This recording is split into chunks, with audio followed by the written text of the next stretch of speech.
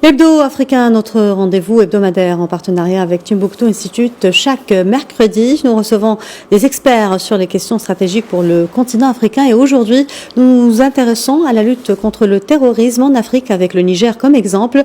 Pour en parler, nous sommes en direct avec Dr Bakary Samb, directeur régional de Timbuktu Institute. Bonjour et merci d'être avec nous. Bonjour et merci de votre invitation. Docteur Bakary Samb, vous rentrez du Niger où vous menez des recherches avec le bureau du Timbuktu Institute installé à Niamey. Vous avez récemment publié une tribune sur les nouvelles initiatives de réintégration qu'expérimente l'État. En quoi c'est une innovation selon vous? Oui, je crois que c'est une innovation et cela fait suite aux initiatives qui étaient déjà prises en 2016 lorsque le président Bazoum actuel était ministre de l'Intérieur. C'était une expérience qui a été tentée dans le camp de Goudou-Maria, dans la région de Difa, là où il y a le front Boko Haram, et cela consistait à donner une seconde chance aux jeunes qui pourraient réintégrer la société en passant par des centres de formation, en apprenant un métier. Mais encore une fois, cela pourrait les aider à ne pas perdurer dans la radicalisation, mais véritablement trouver une seconde voie. Aujourd'hui, comme ça a été rappelé dans la récente conférence des cadres, il s'agit d'un dialogue direct avec les communautés, avec des chefs communautaires, pour que l'approche holistique soit privilégiée, au-delà du sécuritaire et du carcéral qui jusqu'ici n'a pas réglé la situation. Je crois que c'est une approche qui, à mon avis, pourrait donner des résultats si l'on continue dans l'implication des communautés, des leaders traditionnels, des leaders religieux et tous les segments de la société.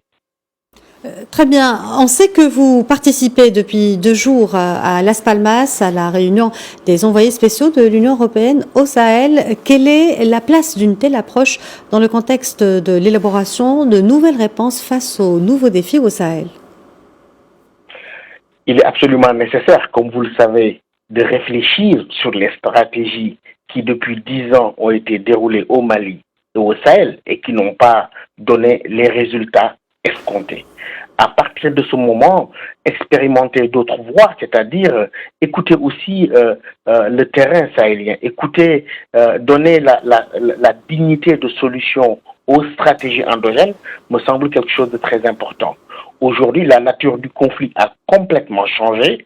Nous sommes passés du terrorisme simple avec des groupes qui s'attaquent à des territoires à une complexification de la situation avec l'émergence de conflits intercommunautaires, l'émergence de conflits de tout type à travers le pastoralisme, les questions foncières, mais aussi l'affrontement entre des communautés qui jadis vivaient en harmonie.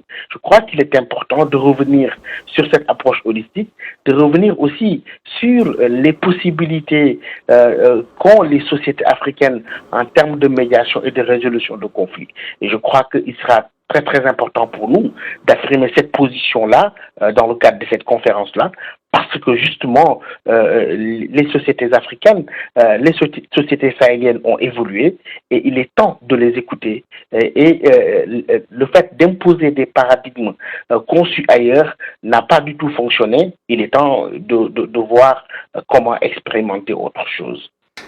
Bakary Samb, pensez-vous que l'approche nigérienne, comme d'ailleurs le concept de Moussalaha expérimenté par le Maroc par le passé, pourrait être inspirante pour une sortie de crise au Sahel?